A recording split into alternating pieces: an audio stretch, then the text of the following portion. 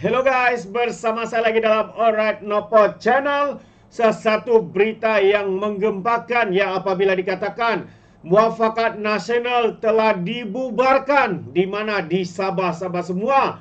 Kerana ini yang kita mahu ya untuk menolak ya Anwar Musa dan juga Parti PAS yang begitu menyesatkan. Dan perlu diingat Sabah semua, rakyat Sabah yang menolak Parti PAS ini dan sesiapa sahaja yang ya bersekongkol maupun bekerjasama dengan Parti PAS pada pilihan raya negeri yang akan datang ini pastinya akan ditolak oleh rakyat. Sebab apa? Kita tidak mahu Sabah ini dihancurkan, dikucar-kacirkan, dihuru-harakan dengan ajaran-ajaran sesat daripada Parti PAS. Kita di Sabah hidup harmoni walaupun ada pelbagai bangsa, agama dan kaum. Tapi inilah kekuatan kita. Jadi kita tidak mahu sahabat semua, Sabah ini dikelantankan, diterangganukan, dikedakan, diperliskan melalui Parti PAS ini. Itu pandangan rakyat Sabah yang mana ya dengan sebulat suara untuk menolak sesiapa saja parti, tidak kiralah UMNO kah, Warisan kah, Parti Keadilan kah, GRS kah, siapa saja kalau mereka bersekongkol bekerjasama dengan PAS, pastinya akan ditolak pada pilihan raya negeri yang akan datang. Jadi sahabat semua, mari kita lihat ya kenyataan media daripada muafakat nasional di Sabah ini. Apa kata mereka dan kenapa ya muafakat nasional di Sabah ini dibubarkan?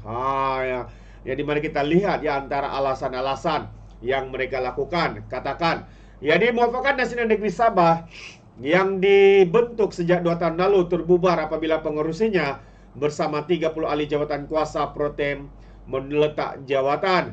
Langkah itu diumumkan menjelang kehadiran Presiden Muafakat Nasional Anwar Musa ke Sabah pada Sabtu ini esok ya untuk menghadiri Convention Parti PAS Sabah.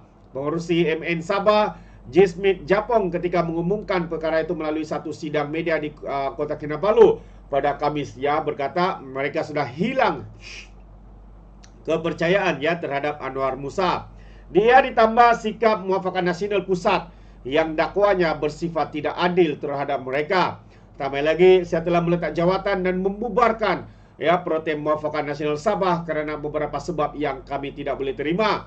Tambah lagi kami sudah menilai dengan panjang lebar tindakan Muafakat Nasional Pusat pimpinan Anwar Musa yang membelakangkan dan tidak menghormati langsung seolah-olah Muafakat Nasional Sabah tidak wujud, kata dipetik. Jismit dalam sidang media itu turut menegaskan ya keputusan pembubaran dipersetujui semua EJK Muafakat Nasional Sabah pada mesyuarat terakhir yang diadakan pada hari Rabu dan ia bersifat muktamad. Berikutan pembubaran itu katanya mereka merancang untuk menumbuhkan sebuah NGO baru yang memfokuskan kepada kebajikan dan juga peningkatan ekonomi Sabah.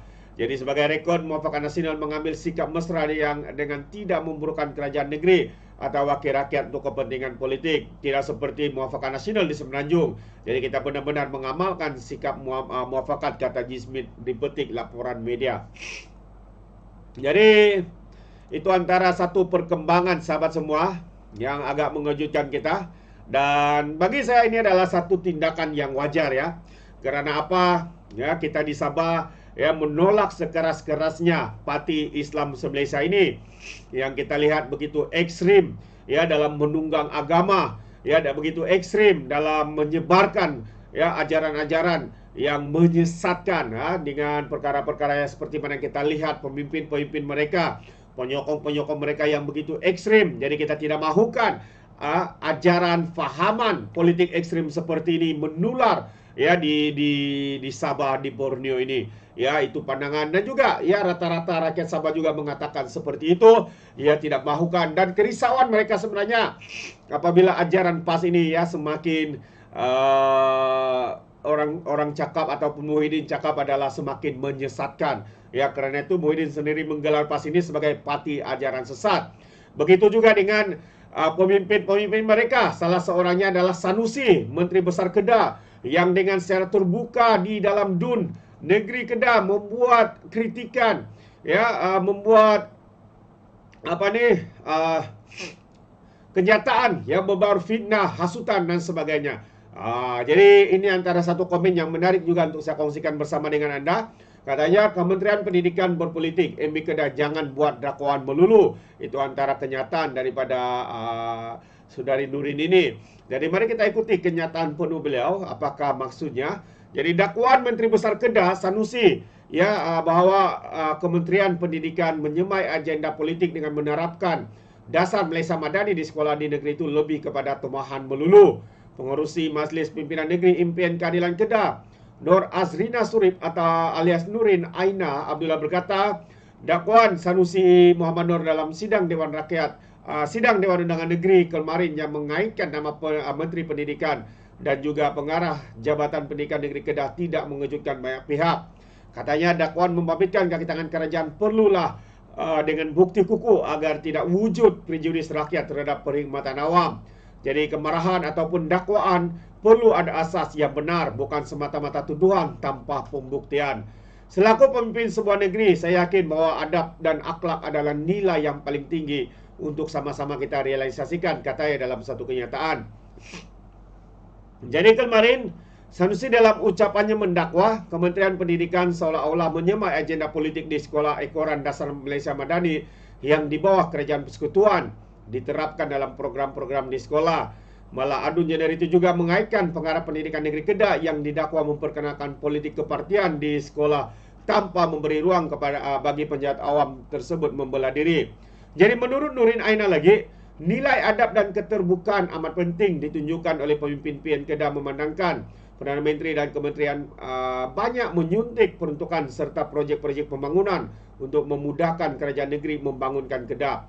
Sejumlah 340,816 300 juta kalau saya silap telah diperuntukkan khusus di Kedah untuk pelaksanaan 68 projek pembinaan semula bangunan daif yang mana 49 telah siap sepenuhnya dan 11 masih dalam pembinaan, manakala 8 lagi di peringkat Prabina. Jadi pada tahun 2024 saja sebanyak 829 projek penyelenggaraan di 573 institusi pendidikan telah diluluskan bagi memastikan akses terbaik kepada murid. Ini antara pembuktian kesungguhan menteri meskipun mungkin sering dinafikan oleh setengah pihak. Cukuplah contoh ini menunjukkan secara jelas adab dan keterlaluan pemimpin daripada Kerajaan Persekutuan. Walaupun kejujuran dan kesungguhan ini sering dipertikaikan oleh pimpinan yang tidak sama haluan namun berlapang dada, dan keterbukaan adalah budaya politik matang yang perlu diterjemahkan, katanya. Jadi itu antara kenyataannya daripada Majlis Pimpinan Negeri Kedah, iaitu Nurin Aina membidas dan juga menempelak kenyataan daripada Sanusi yang seolah-olah menghina dan menyebarkan kenyataan palsu yang tidak berasas, yang tidak terbukti, sahabat-sahabat semua. Jadi inilah ajaran pemimpin-pemimpin PAS yang menyesatkan, yang tanpa segan dan silu menyebarkan berita palsu, membuat andaian. Dia sendiri pun berkata mungkin, sahabat semua. Apakah maksud mungkin itu? Mungkin ini maksudnya sesuatu yang tidak pasti, sesuatu yang tidak terbukti, sesuatu yang boleh dianggap sebagai berita palsu yang disebarkan oleh Menteri Besar Kedah ini. Inilah amat-amat memalukan. Fitnah dahulu, lepas tu baru minta maaf. Itulah modus operandi yang seringkali digunakan oleh pimpinan-pimpinan daripada parti PAS. Kerana itulah salah satu penyebab rakyat Sabah menolak parti Islam se-Malaysia ataupun parti ajaran sesat ini daripada menular di Sabah ini. Jadi itu pandangan saya. Bagaimana dengan anda, sahabat semua? Adakah anda setuju atau tidak? Anda boleh berikan komen di dalam ruangan komen. Jadi terima kasih. Izinkan saya untuk mengundurkan diri, dan seperti biasa peribahasa mengatakan, apapun kangkap 2 tahun keinginan. Dalam bahasa Melayunya, tepuk dada, tanya selera. Sekian daripada Alright Nampak Channel. Kita berjumpa lagi. Bye-bye.